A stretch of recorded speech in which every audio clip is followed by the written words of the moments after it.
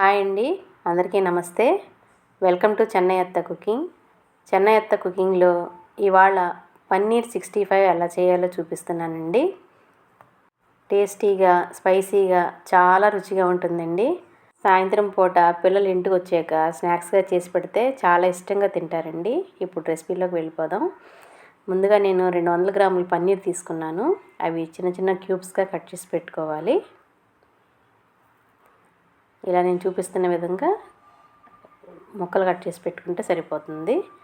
ఇప్పుడు దీంట్లో కొంచెం కార్న్ఫ్లవర్ వేసుకొని ఈ ముక్కలకన్నిటికీ పట్టేటట్టుగా కలుపుకోవాలి. ఇవన్నీ ఓ పక్కన పెట్టుకొని ఒక ఎంటీ బౌల్లో 1 స్పూను కార్న్ఫ్లవర్ తీసుకోవాలి.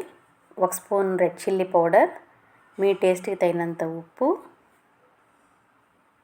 1/2 టీ స్పూన్ పసుపు, 1/2 టీ స్పూన్ జీలకర్ర, 1 టీ స్పూన్ ధనియాల పొడి, 1 టీ స్పూన్ గరం మసాలా పొడి, 1 టీ స్పూన్ చిల్లీ ఫ్లేక్స్ వేసి వీటన్నింటినీ ఒకసారి బాగా కలుపుకోవాలి. ఇప్పుడు 1 టీ స్పూన్ అల్లం వెల్లుల్లి పేస్ట్ వేసుకొని 1 టీ స్పూన్ ఆయిల్ వేసుకోవాలి. దీంట్లో కొంచెం నీళ్లు పోసుకొని బాగా దాన్ని కలిపి పెట్టుకోవాలి. ఇలా ఈ మసాలాల మిశ్రమం అంతా బాగా కలిసాక ముందుగా కట్ చేసి పెట్టుకున్న పన్నీర్ క్యూబ్స్ కూడా అందులో వేసుకొని ఈ మసాలా అంతా ఈ పన్నీర్ క్యూబ్స్కి పట్టేటట్టుగా కలుపుకోవాలి. ఇది 1 గంట సేపు పక్కన పెట్టుకోవాలి.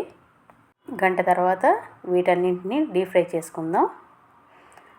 ఒక బాండి పెట్టుకొని దాంట్లో ఆ డీప్ ఫ్రైకి కావాల్సినంత ఆయిల్ వేసుకోవాలి. ఇది బాగా వేడెక్కాక ఒక్కొక్క పీస్గా అందులో వేసుకోవాలి.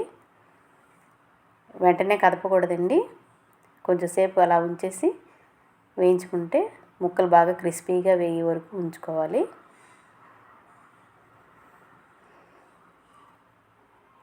వీటన్నింటినీ ఒక సైడ్ వేగిపోయినాయి, ఇంకొక సైడ్ తిప్పుకున్నాను. వీటిని కూడా బాగా కలుపుకోవాలి. ఇటు సైడ్ కూడా బాగా వేగే వరకు ఉంచి తీసేసుకోవడమే. ఇలా క్రిస్పీగా వేగితే సరిపోతుందండి. ఇప్పుడు ఒక ప్లేట్లో కొన్ని వెల్లుల్లి రేకలు తోలు తీసేసి ఇలా చెదకొట్టి పెట్టుకుంటున్నాను.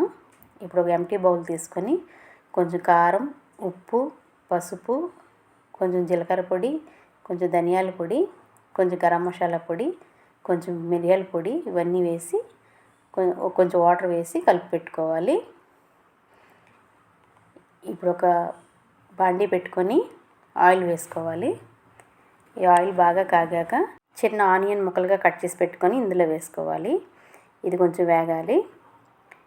ఇప్పుడు ముందుగా మనం దంచి పెట్టుకున్న వెల్లుల్లి, 2 పచ్చిమిరపకాయలు, 2 ఎండుమిరపకాయలు ముక్కలుగా చేసి ఇవన్నీ కలిపి ఇందులో వేసుకొని దీన్ని కూడా దోరగా వేయించుకోవాలి.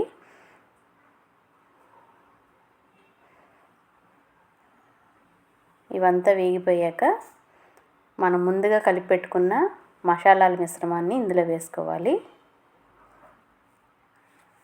ఇది ఒక ఉడుకు రానివ్వాలి. ఇలా ఉడుకుతున్న టైంలో 2 స్పూన్ల టమాటా సాస్ కూడా వేసుకుంటున్నాను. వీటన్నిటిని బాగా కలుపుకోవాలి. ఇలా కొంచెం లిక్విడ్గా ఉన్న టైంలోనే మరుగుతూ ఉన్నప్పుడు ఈ ముందుగా వేయించుకున్న పన్నీర్ ముక్కల్ని ఇందులో వేసుకోవాలి. లో ఫ్లేమ్లోనే పెట్టుకొని దీంట్లో ఉండే వాటర్ అంతా ఈ పన్నీర్ ముక్కలు బాగా పట్టుకునేటట్టుగా వేయించుకోవాలి. దీంట్లో ఉండే వాటర్ అంతా పన్నీర్ ముక్కలకి బాగా పట్టాలన్నమాట. ఇది బాగా డ్రై అయిపోవాలి. అప్పటి వరకు ఇలా కలుపుతూ ఉడికించుకోవాలి. ఇది వేడిగా సర్వ్ చేసుకొని తింటే చాలా టేస్టీగా ఉంటుందండి.